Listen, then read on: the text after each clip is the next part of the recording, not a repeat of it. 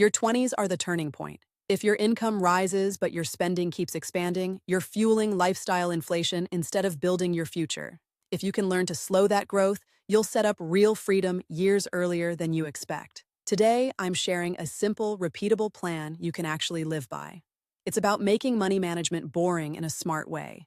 This isn't about deprivation. It's about choosing speed bumps for your spending so your future grows steadier. Step 1 is a baseline audit of your money.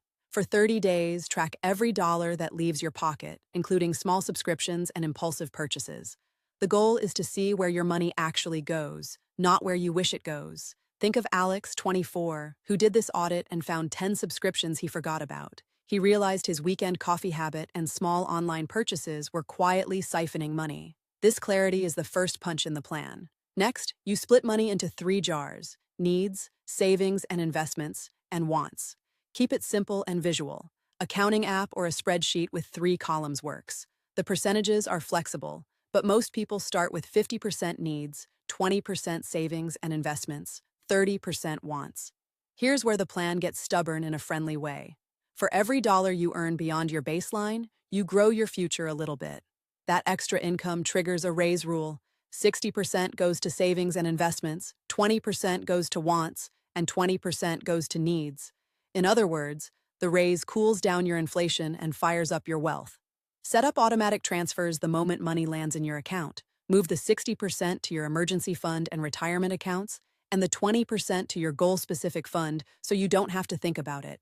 Automation makes inflation feel slow because the habit runs on autopilot. If you don't have a plan, start with low-cost index funds or a target date fund and contribute consistently. If you already have a 401k or IRA, prioritize maxing the company match and then keep adding to a Roth or a taxable brokerage for growth. The point is consistency, not trying to pick the next hot stock. Reduce spending friction by cutting unnecessary commitments. Cancel at least one unused subscription each quarter and review your recurring charges for waste.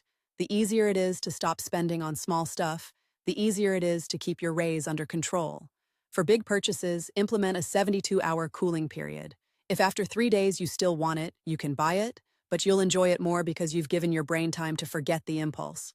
This one rule alone saves many people from kneecapping their future. Check your progress weekly and set a simple metric, your savings rate. Keep it visible on a calendar or a note so you see it every day. This small cadence prevents big slip-ups and builds patience. When you make big decisions like housing, car, or trips, use a cost of habit versus value lens. Ask yourself if the extra comfort will last longer than the cost it adds to your monthly budget. If not, walk away. To stay steady, talk about your plan with one trusted friend or mentor. When you vocalize your goals, the urge to spend for status cools down. It's not about denying yourself, it's about steering your money toward the things that compound. Create a quarterly reset. Every 90 days, review the raise rule, the 3 jars, and your investments. If your raise hasn't come yet, you still tighten the belt on fees and subscriptions. Momentum builds when you measure and adjust. If you found this approach helpful, hit like and subscribe for more clear, practical money moves. Share in the comments which part you'll start this month and what savings target you're aiming for. Together, we can build a steadier money future in our 20s.